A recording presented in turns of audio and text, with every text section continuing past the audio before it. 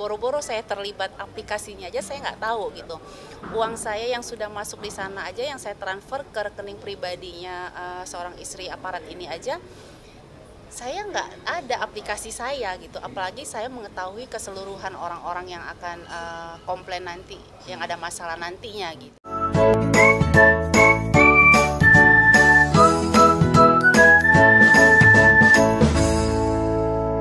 Assalamualaikum warahmatullahi wabarakatuh. Welcome back to my channel Letek TV. Teman-teman, kita kali ini bahas tentang ICN ya. Beberapa waktu lalu saya udah bahas tentang ICN, cuma kali ini kita mau lihat berbagai perkembangan yang ada di ICN dan bagaimana sih yang akan terjadi menurut perkiraan kita. Karena kita masih mengambang-ambang, masih mengawang-awang atau memprediksi atau memperkirakan. Nah, sebelum kita bahas ke sana teman-teman ya, kita bahas dulu nih masalah tentang token. Banyak hal tentang token ataupun tentang aset kripto ini yang bermasalah.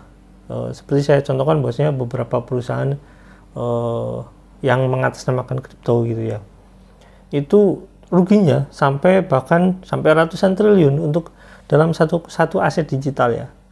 Yang katanya aset digital tapi ternyata kerugiannya mencapai ratusan triliun. Nah, di Indonesia dulu, ya bukan lama-lama banget ya, itu pernah ada yang namanya penipuan yang cukup lumayan ramai, pakai skema Ponzi gitu, kripto tapi menggunakan skema Ponzi. Nah, dulu itu, ini saya ambil dari Kompas ya, dari Kompas,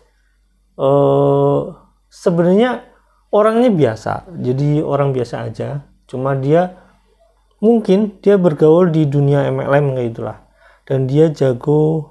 Setelah bergaul di dunia MLM, dia itu ya biasanya mereka jago berretorika gitu, jago membujuk gitu ya, karena orang MLM itu jago-jago dalam hal itu.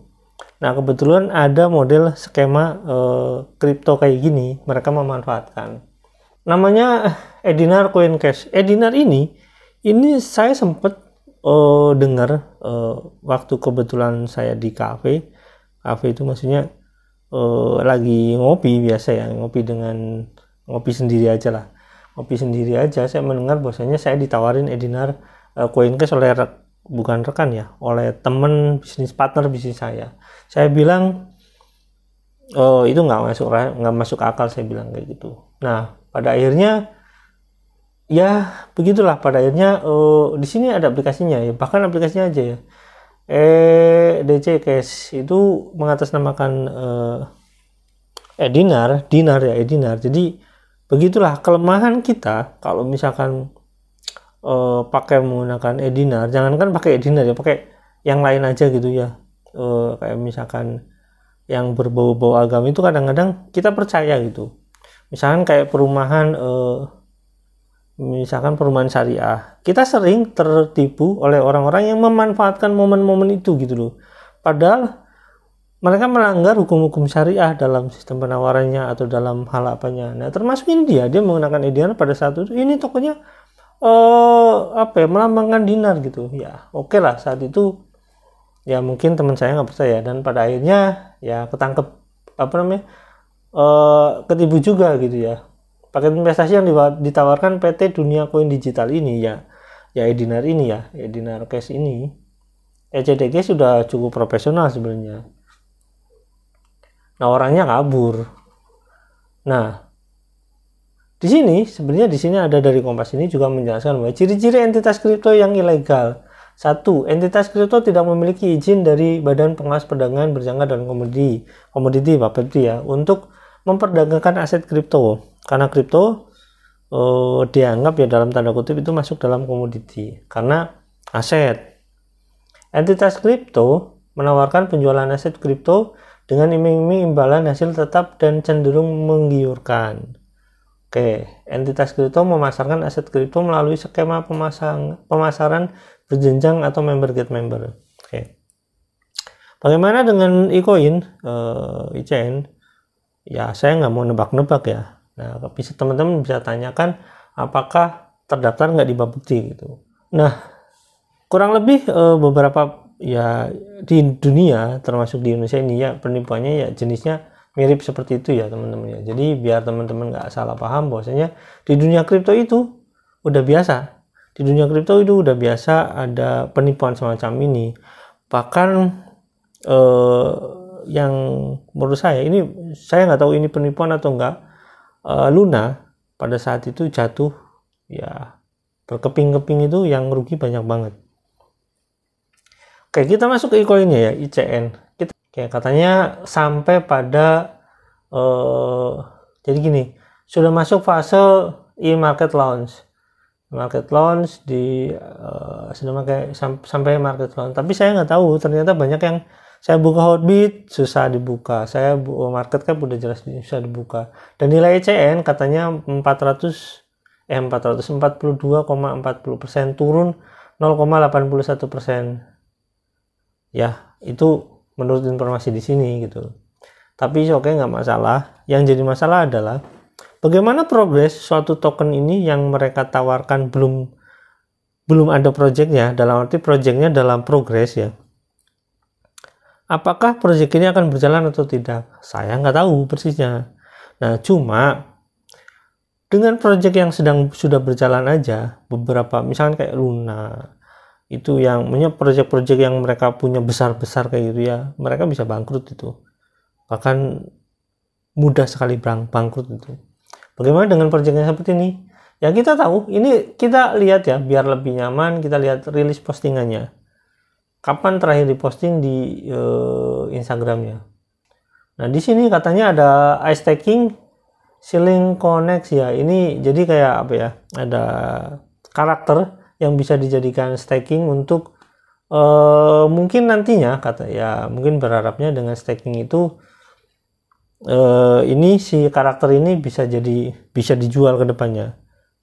Tapi nggak tahu kapan. Kenapa? Projectnya aja belum jadi. Ibarat kalau misalkan kalian penggemar Mobile Legends misalkan ya, si karakter Jilong yang paling kalian mudah dengar lah, Jilong atau Layla, itu dijual karakternya dijual, dan nanti karakternya bisa jadi semacam pendapatan pasif gitu dari setiap karakter ini digunakan. Nah yang jadi masalah, ini udah berjalan atau belum gitu.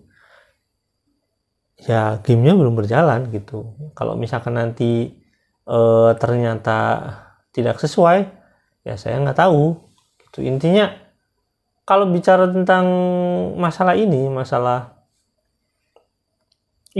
progresnya menurut saya terlalu lambat gitu.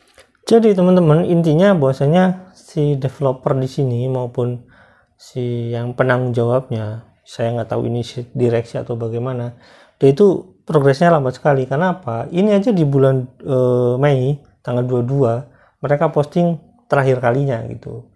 Dan untuk Wirdaman Surya sendiri, ini sebagai CEO-nya ya, ini dia postingnya bahkan kayak apa ya, promonya itu nggak promo ke ICN-nya gitu, postingannya lebih pada hal yang lain. Nah di sini misalkan ya posting-posting tentang kehidupan pribadinya kayak gitu, lebih kepada hal yang lain. Jadi menurut saya kalau misalkan berharap ICN itu maju, kayaknya agak berat gitu. Dan bagaimana kalau misalkan ternyata ICN ini bermasalah? Oke, kita bahas tentang token yang di Indonesia yang bermasalah. Nah sebagai contoh, token Indonesia yang bermasalah itu adalah tokennya punya Mbak Angelirga. Saya nggak tahu punya Mbak Angelirga atau bukan, tapi yang jelas token Angelirga itu bermasalah. Oke, saya bacakan ya teman-teman ya. Token Angelirga yang bermasalah. Merasa ditipu, developer Angel Token pedangdut Angelirga lapor polisi, kini jalani pemeriksaan. Angelirga mengaku ditipu oleh developer token yang belum lama ini diluncurkan. Karena alasan itu ia melaporkan pihak developer berinisial K dan C Polres Metro Jakarta Selatan. Kini ia menjalani pemeriksaan perdana, dan ini bulan lalu Angelirga yang katanya token Angelirga itu katanya developernya bermasalah. Intinya di sini Angelirga itu merasa dirinya dimanfaatkan, namanya baik maupun modalnya juga. Terus dia merasa si developernya ini tidak bekerja, tidak transparan seperti itu. Kayak di sini saya ambil dari Warta Saham Basraya, Angel Elga merasa kena tipu dalam bisnis kripto Angel Token, dari awal belum pernah dibayar. Oke, jadi Angel Elga sebagai yang diambil namanya atau brand ambassadornya, terus namanya diambil, nggak dibayar. Intinya seperti itu ya teman-teman ya. Jadi jika nanti kalau misalkan token ini nggak berjalan sesuai dengan sesuai dengan keinginan teman-teman, yang nggak tahu imbasnya seperti apa, apakah ada pertanggungjawaban yang jelas atau enggak.